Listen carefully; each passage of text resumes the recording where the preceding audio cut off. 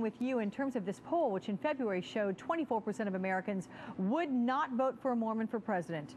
3 months later, Mitt Romney still being asked about his faith. Do you think he can make this a non-issue, or will it dog him all the way through?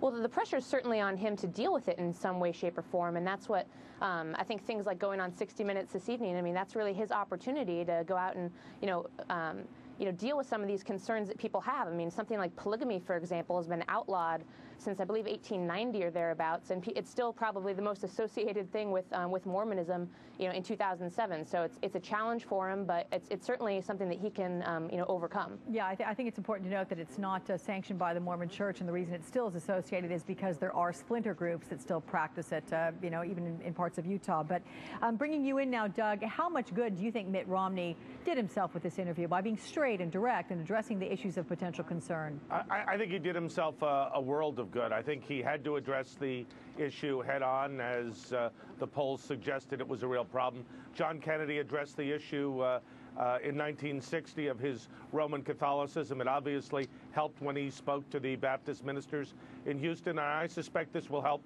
Mitt Romney as well.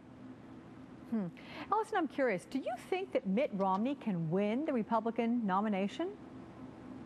Well, I think we certainly have to take him seriously. I mean, look what he's doing. He's doing amazing on fundraising. He's built himself up an amazing campaign team. A lot of really key Republican advisors are on board with Mitt Romney versus, McCain or Giuliani. So, I mean, he's going to be a force to be reckoned with. And what's really important about something like tonight's interview on 60 Minutes is it isn't even so much the Mormon question, it's the exposure question. Because, Mitt Romney, he's raising more money than everyone else, but he still can't get out of those single-digit polling numbers. It's because most people don't know much about him, and he needs to get out there and engage with the American public. And if that's true, Doug, how much does the prospect of having Mitt Romney scare the Democrats as being the one that you would be opposing for 2008? Well, I don't think that Mitt Romney's religion scares people. I think that what troubles people about Romney is that he's flip-flopped on a lot of issues like stem cell, guns, abortion.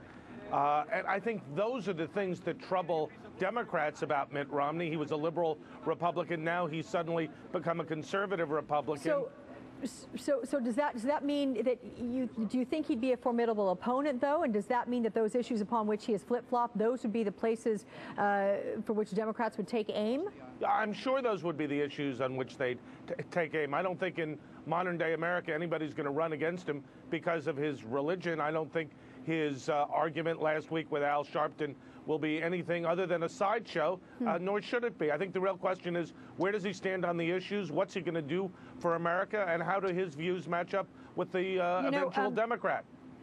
Let's look at the reality of things. As much as we're talking about issues and it's responsible journalism, it's responsible politics, it's responsible citizenship to go about understanding the details, we got to talk about charisma. That's just plain and simple a lot of what brings someone into the White House.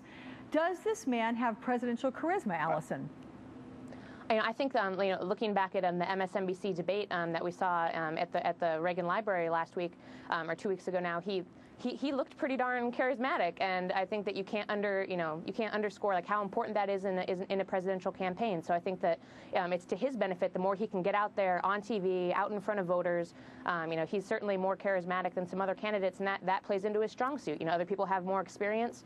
He seems to have the charisma, so that's his strong point. Doug, does Mitt Romney possess presidential charisma? I mean, Allison's right. He did very well in the Republican debate on MSNBC. I think he certainly looks presidential. Whether he has the right kind of experience, time will tell. But Allison's also right. He needs to get out there and get known. He's got a lot of money that he's raised. He's got more of his own. We'll see if, when he gets exposed, people respond to him. Every indication so far, given the polling in New Hampshire and some of his increase around the country, is that he has a real shot at it. Yeah, I'm sure there's going to be a poll out this week in the wake of CBS 60 Minutes Absolutely. As well. Okay, Doug, Allison, we'll check in next hour. Thanks so much. Thank you.